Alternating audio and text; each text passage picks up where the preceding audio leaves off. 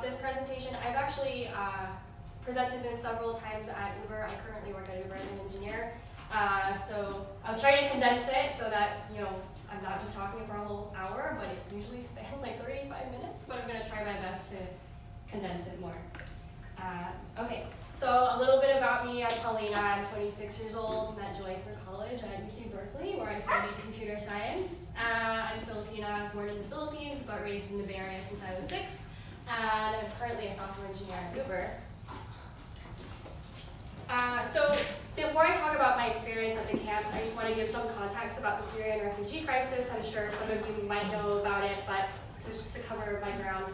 It all started in 2010 with the Arab Spring. So the Arab Spring is essentially a wave of revolutionary protests, demonstrations, riots, and coups all across the North Africa and the Middle East. So countries like Libya, Yemen, Egypt participated in these revolutions, Iraq and Morocco.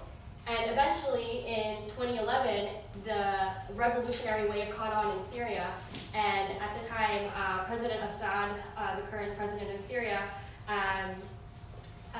was being overthrown as a bunch of different opposition forces were trying to overthrow the corrupt government of Syria. I'm going to give a really surface level view of kind of what's happening in Syria right now. So you can see it as kind of, is anyone here Syrian or Arab? Okay, that's fine. So on one side, you have the Syrian government, President Assad, the current president of Syria, and then you have Hezbollah, which is an extremist militant group in Lebanon that supports the current regime that people are trying to overthrow. You have Iran, Russia, and other militia groups that support the current regime. And on the other side of that, the rebels, you have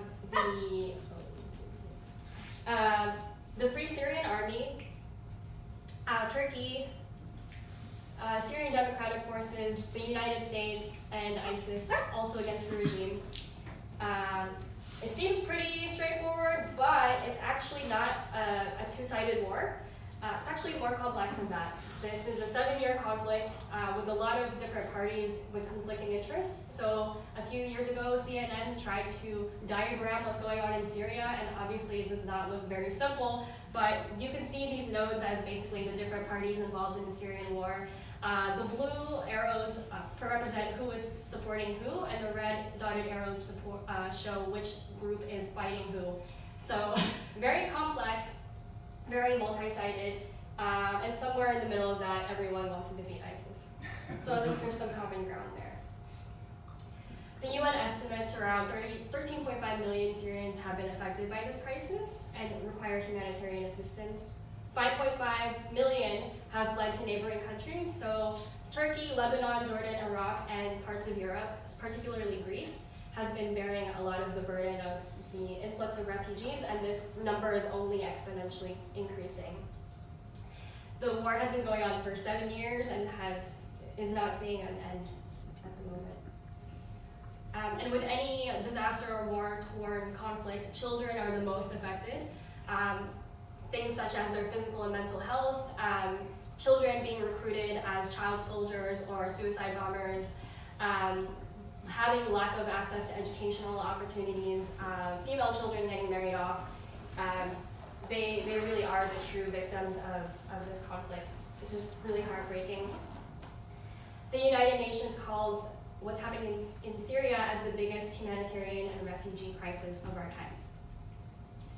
And I want to lead into kind of how I got involved. So just stop here for this photo, or maybe here. There were really 3 catalysts to my involvement in this crisis. So number one, when Trump got elected, I got really, really nervous and started paying more attention to the news because I didn't want to become desensitized to a lot of headlines of what was happening in the world, and I was scared that I would just kind of be numb to being, turning a blind eye. So I paid attention more to the news, and not just news that was affecting the US, but also world news. So I was reading Al Jazeera a lot and kind of figuring out what was happening over in Arab countries, particularly the Syrian war. Number 2, around the same time I was experiencing some personal issues of my own and kind of figuring out what I wanted to do in my career, figuring out my personal life, and it led to this long period of introspection and just deep reflection of, okay, I'm this successful software engineer making a 6-figure salary in the Valley. I have a lot of friends, I'm happy, my family's good, I go out on weekends, I travel a lot. Is that it to my life? Is it, I clock in my 9 to 5, I meet a guy, we get married, have kids, have a great life, and then I die. Is that really what it is? There has to be some deeper purpose in life. There has to be meaning as to why I was given this privilege. It's not just for my own enjoyment. I just felt like I felt like I had a bigger role to play in the world. And yeah, so I would say those were the catalysts. The third one was actually, I was learning the Arabic alphabet just for fun. And one time I was in Arabic class, and I had this idea of, hey, what if I went to a Syrian refugee camp and just kind of used the very little Arabic I know to go out and help. And I was like, that's so absurd, Paulina, very funny. But it was really kind of like this, what seemed to be an absurd idea that I ended up chasing that led me to do a little bit more research and think, hey, is it really that crazy of an idea? So I spent some time researching where the different refugee camps are and which ones would be more accessible to me. And Jordan ended up being a really good candidate because it's the most peaceful country in this very tumultuous region in the Middle East. Had really good Arabic classes too that I wanted to take, and a lot of NGOs and nonprofits were stationed there. So in September 2017, I told my manager at Uber I'm going to take a personal leave of absence to go to Jordan and help with the Syrian refugee crisis. All my coworkers were just like, what are you doing? Okay, they all thought I was crazy. Why would you give up, Silicon Valley pay to go and help people you're not even related to? But I did it anyway because I just had this feeling that I should be doing this. So I packed my bags and went to Jordan. And I lived in Amman, which is the city capital of Jordan. I was actually living in a student apartment since I got housing from an Arabic school I enrolled in. And when I landed in Jordan, I started emailing different nonprofits and NGOs and asking, hey, how do I get involved? I want to volunteer. That was mistake number one. I should have done my homework more before I landed in Jordan, but I thought, oh, because the crisis is so awful, of course they're going to accept my help. It shouldn't be that hard to get into a refugee camp and volunteer. But what ended up happening was weeks and weeks of just radio silence. Nobody was replying to my emails. And I realized it was because, number one, I didn't have any connections in government, with the Jordanian government or any NGO. Number two, I had no experience in education, child development, psychological services. I didn't have any of that. And I thought, all right, that's fine. If I can't get to the border and to the camps, I'll just volunteer within the city because in Amman itself, they had urban resettlement communities for urban refugees who left the camps and are trying to reintegrate back into society. So there were opportunities there. And the first one, this meme was my frustration. I was like, this Western savior complex started taking over me of how dare you not accept my free labor? I flew all the way here to help and you don't even want my help. So it was a lot of frustration and just, yeah. Okay, so the first nonprofit that I ended up volunteering with before I went to the camps was in the city. It was a nonprofit called Reclaim Childhood, and they basically empower females through sports. So you have female refugee coaches teaching girls basketball, soccer, tennis, whatever. And they would coach the girls just to build their confidence. And my role was to hand out juice boxes and to play with the girls. And it was a lot of fun. They would sit down and braid my hair, we'll sing songs together. They taught me how to count in Arabic. But I felt like I wasn't actually doing anything. I was just kind of there playing with them, but not making a difference. And I felt that every minute that I was spending with these girls was time taken away from the coaches to help them. So I felt a little bit intrusive in that sense. So I ended up leaving this nonprofit. And the next one that I went to was one called Collateral Repair Project. And I ended up teaching English to adult Syrian and Iraqi refugees, intermediate and beginner English. So I got to design my own curriculum, homework assignments, and I taught mostly in English, but I knew enough Arabic to kind of play with both. And I did this for about a month, and I really, really, really loved it. I thought to myself, okay, I'm not at the Syrian refugee camps helping kids, but this is actually like really impactful. So I can see myself doing this for several more months during my time at Jordan. But then one day I get this phone call, and it's from an NGO called Relief International. They provide remedial education and psychological support for refugees. And they call me and they go, "Is this Paulina Ramos?" And I say, "Well, yes, it is." And they say, "Did you send us your resume by accident?" And I was like, "No, not by accident. I had sent it a few weeks ago, but not by accident, or a month ago." And they said, "Are you sure?" And I said, "Yes, I would actually like to volunteer at the refugee camps if there's an opportunity." And they said, "Okay, because we were really confused when we saw your resume.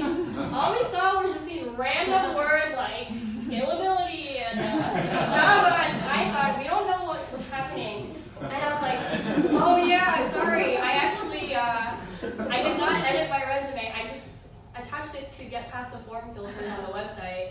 And they were like, "Okay, well, we want to, like, can you come in and we'll have a chat with you?" And so I said, "Okay." So I came into their office in Amman, sat down, and they ended up doing a 1-hour behavioral interview of just like, why on earth would you, like a software engineer from the area, like come all the way over here to want to help? I kind of picked my brain and asked me, have you worked with kids before? No. Have you worked with people with psychological trauma before? No. How good is Arabic? Like elementary, intermediate? So I was like trying bombing this interview. This is really awful. But they ended up liking me, which is really, it was surprising, but I think I came off very authentic. And so they ended up liking me, and they said, "We want you to volunteer with us." And I said, "Cool." And they said, "Okay, first things first, we want to tell you a story." I said, "Okay." So the story goes, a few years ago, the former CEO of Samsung had visited Zatari, which is one of the refugee camps in Jordan. And he was so heartbroken and emotional by what he saw that he ended up donating a bunch of Android tablets to this camp to provide technology to the kids, which is really, really awesome and well-intentioned. But what ended up happening was these Android tablets were just sitting, collecting dust, because nobody really knew what to do with them. No one had a background in technology. And so the NGO was like, and my reply was like, "Well, you're in luck because I'm actually an Android developer. So what if I took these tablets and just taught the kids how to program?" This NGO was just like, they just started laughing at me, and they're like, "I don't think you understand the implications of what you just said, because there's a lot of issues at the camp."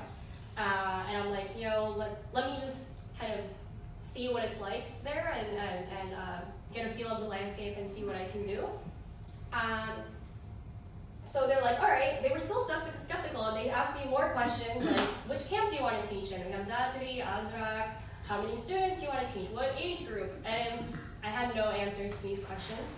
But they ended up taking me to the camps anyway to give me a tour. This is a satellite image of Azraq, which is on the border of Syria. And basically, Azraq is divided into 6 villages. 2 of them are now decommissioned due to security issues. But the village they took me to was village number 6. So I get there, 2-hour bus ride from the city, and these are kind of just the images that I saw. Some of these are taken from Google because I didn't have a phone at the time. But you'll see rows and rows of metal caravans that look very, very similar to each other, and they just stretch across miles and miles of desert land. These are the homes that they stay in. And you'll see a lot of kids with these backpacks that are branded with UNICEF. The Ministry of Education provides 3 hours of primary schooling for kids. Obviously not all of them attend, but you'll just see a lot of them just kind of with backpacks going to school. You'll see these water wells that families go and fetch water. Some villages don't actually have water or electricity, so they have to go all the way to another village just to go and get that, which is very laborious. And then you'll see a lot of refugees getting around on bicycles because, again, it's miles and miles of desert air, and that's how they get around. And you'll also see different NGOs and nonprofits with these centers where refugees could go for job services or counseling. So they're kind of spread out through the camp. And the major theme that I saw was there were just a lot of kids, unattended, orphaned, just walking around aimlessly, picking at dirt or having nothing to do, or some kids working in the fields. And it was just really, really sad because they just looked so lost, and it was really heartbreaking.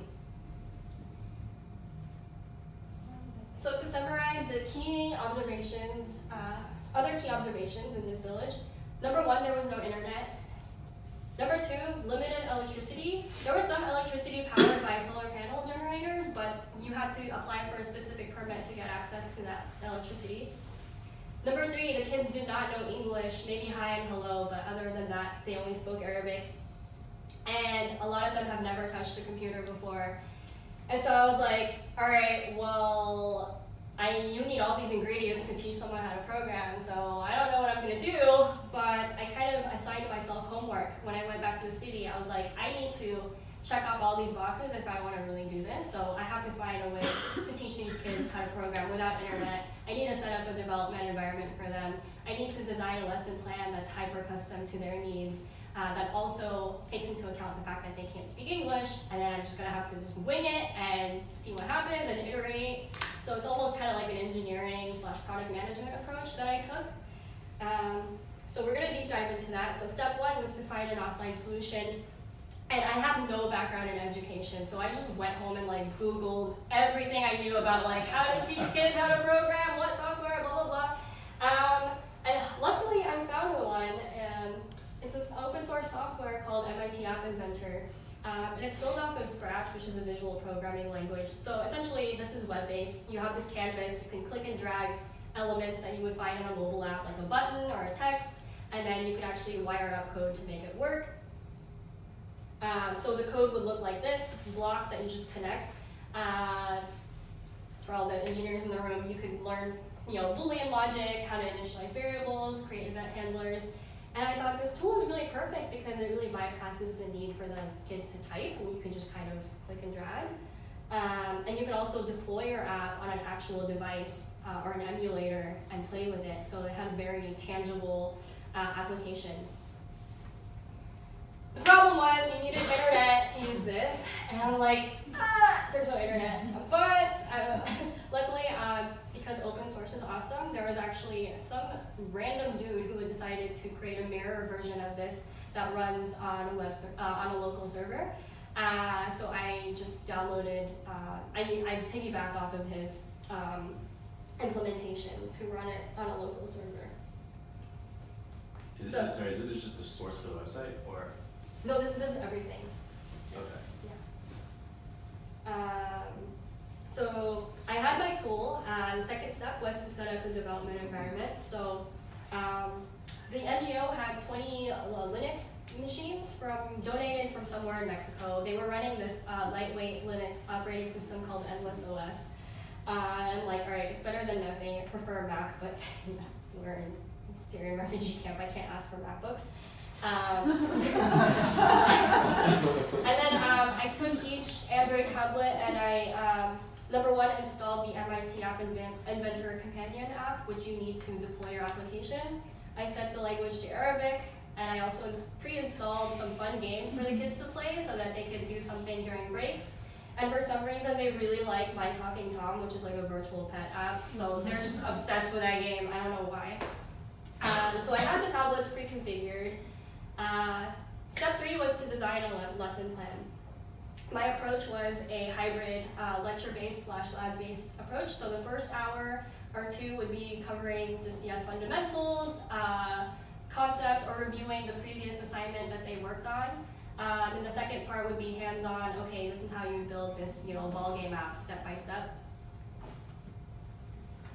And because my Arabic wasn't perfect, what I did was I piggybacked off of existing app tutorials online from MIT App Inventor, the MIT App Inventor community, and I plugged them into Google Translate, spot checked them, and then I had my roommate, whose Arabic was better than mine, spot check them to make sure it made sense, and then I printed them out and I brought them to the camps. So a lot of this setup and overhead I had to do in the city when I had Wi-Fi. Okay, so step 4, kind of related to what I just talked about by bypassing language barriers. I enrolled myself in an Arabic school. It's a private institution called Qasid to learn modern standard Arabic, which helped with my reading and writing. But the problem was the Syrian dialect, which is what my students spoke, they were not the same as modern standard Arabic, and it's not something that you can learn from a textbook. You have to actually just be on the ground and talk to Syrians to learn this dialect. So a lot of my Arabic learning came from on the ground. Also rely on hand gestures and facial expressions a lot to communicate to my students.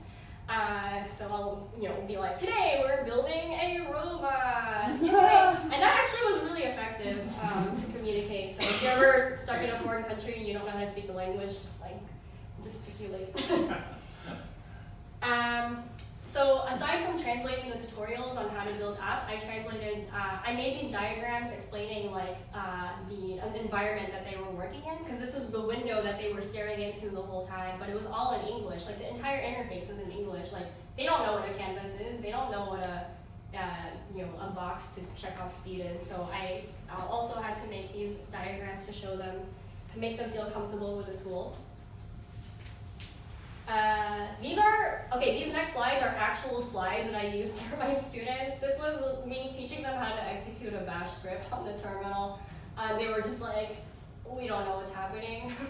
But once you click enter and you see a bunch of output on your screen, and it was magical for them to see that, the minute that they press enter and saw this output, they're like, wow, I'm a real programmer now. And they say it in Arabic. I'm like, yeah, you are. I mean, not really, you just ran a bash script, but okay, cool. It was still something so new to them. And word got around that there was this crazy Asian American girl who showed up from the United States to teach kids how to program, and all the the caseworkers from other NGOs just thought I was crazy. And so they would come to my class and just like observe in the back just to see what I was doing. And the more they came, the more they realized, oh, she's not crazy, she knows what she's doing. And one of them, his name is Adham, he was nice enough he was so inspired by the work I was doing that he volunteered to translate my lectures for me, because he saw I was really, really struggling with my Arabic. And without him, I don't know how I would have been able to really explain some of the CS concepts that I was teaching with my broken Arabic, so I'm so grateful for him. When Adham wasn't around, I would obviously just default to using Google Translate, which runs offline if you have the language package online downloaded. So I would type something and just like hand my phone to the student, and the student would read it, they'll type something in back, and that was something they'd never experienced before, of just using an app to talk to a human being. And I feel like that really helped me get closer to them, because when I was just relying on my translator, it's really easy to just have him as a proxy between your students, and you don't form that relationship. So the times that Adham couldn't come, I was actually like, it really pushed me to not be afraid to explore other avenues of communication. So step 5 is to execute and iterate. So my students, these are my students, there are 18 of them, ages 13 to 16. I chose this age group because this age group I learned was the most vulnerable to and susceptible to dropping out of school. Most of the parents would have their kids at this age marry off or go get a job somewhere, and I felt like this was a really good age to, it's an old enough age group for students to pick up something as difficult as programming, whereas an 8-year-old would probably not know what to do. And overall, they built 9 Android apps. They're very, very simple and lightweight. Like, here's a drawing app, and here's an app where you press a button and the bee makes a buzzing noise. Just very fun and interactive apps, and they ended up really, really loving them. These are my students to the right. We actually brought them lunches in these like white boxes, but they didn't even want to eat it because they were so immersed in the program they were building. And I was like, wow, this is really amazing. Here's an overview of my camp schedule. It was really hectic. So 6 a.m. I would wake up to catch the bus to leave to Amman. It's a 2-hour bus ride to the border of Syria, so I would arrive at the camp. And my first shift would be teaching the boys. The classes are gender segregated due to socio-cultural issues, norms. teach the boys while the girls were in primary education school. And then 12:30 I would teach the girls, so it would switch. Same lesson plan. And then 3 to 4:30 I would roam around and like go to other villages to play with other kids. More on that later. By 5 p.m. the bus would leave to go back to Amman, and at 7 p.m. I'm just so tired I would like collapse on the floor. But I either have to prepare my lesson for the next day because something went wrong today and I have to, adjust, or I had Arabic school the next day, so I have to finish my homework. Very stressful. Okay, and I ended up, I stopped teaching English in the city because I just could not do both. Although I really did love teaching English to adults, I just couldn't stretch myself too thin. Whew, okay, how am I doing on time? Sorry, I'm rambling here. You're fine. You're fine. You're doing well, actually. Okay, so the outcome was that my students improved their skills across multiple areas. So their math skills improved, even their English improved. I noticed them actually saying English words that they didn't know before. And just overall teamwork and collaboration and problem solving skills. I saw them, for example, being able to finish my labs a lot faster than they were able to the first week, even though the labs were getting harder and harder. Back to like the math concept. So here's an example of me teaching them the concept of XY coordinates. So I was trying to tell them like, hey, the way that you detect that a user's finger is on the screen is to grab the XY coordinates, and they were like, what on earth is that? So I had to kind of break this down, and these are actual slides I used for them. Here's me trying to explain to them how to grab those coordinates and detect that a user is swiping right. And again, Adham was a huge help to kind of really draw this point home. But these were like little things that I didn't even think about that I had to really dive into. I also did this thing where I started making competitions. So I would have the students pair up or form groups and compete with each other. Like, hey, I want you to fix this bug. First team to fix this bug gets candy. And holy crap, like gamifying your lesson plan is probably like the secret ingredient, because they just absolutely went nuts and just really, really loved the competitive aspect of it, and they started paying more attention to like being more attentive in lectures, knowing that I was going to quiz them later and it would be a game. So that was a cool teaching tactic that I applied. Okay, here's me teaching them how to. Okay, let me skip through this. Okay, I also taught them high-level concepts like the differences between different operating systems, the difference between iOS and Android, what an APK is. And they were really interested in the concept of Bluetooth in particular because there was no internet at the camps. So I introduced them to this chat app, and you basically you can talk to each other over Bluetooth. And this just blew their minds. They're like, wait, I don't have to be connected to the internet to talk to my friends? And so this was actually really bit me in the butt later, because I would be lecturing and I see them like giggling under their desks and like chatting with each other, and I'm like, I need to get off that offline chat app. And then later on, I would collect the tablets and I have to bring them back home to Amman to charge them because there's no electricity at the camp. So I would read their messages to each other. They had no idea that I was doing this, and they were just real ridiculous. Like, I mean, they weren't anything bad, but it was just really silly.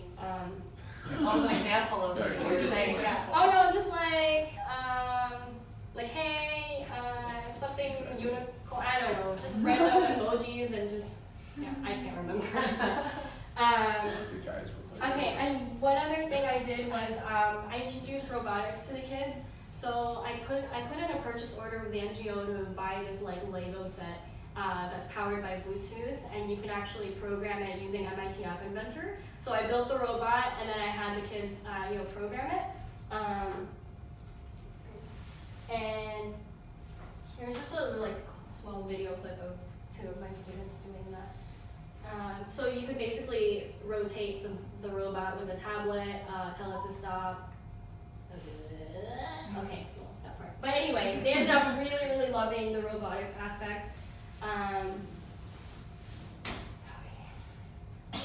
Okay, one other learning outcome was that the kids they started thinking about, how to solve problems that they were facing in their everyday lives in the camps using technology. So one student was like, hey, it'd be really cool if I had an app that showed me what events are happening around the camp, like what art classes are happening. Or it'd be really cool if we had on-demand like gas delivery at the camps. So they started using their imaginations to solve real-life problems, which is exactly what drew me to engineering in the first place. So I really love that that happened organically as a result of the classes I was teaching. But not everything was peachy and perfect. Thankfully. Okay, so typing on the keyboard was really, really hard for them. And again, most of them have never kind of touched a computer before, so they literally type like this. And anytime I would type on the computer, they would literally gather around my screen and just like watch me in awe, like,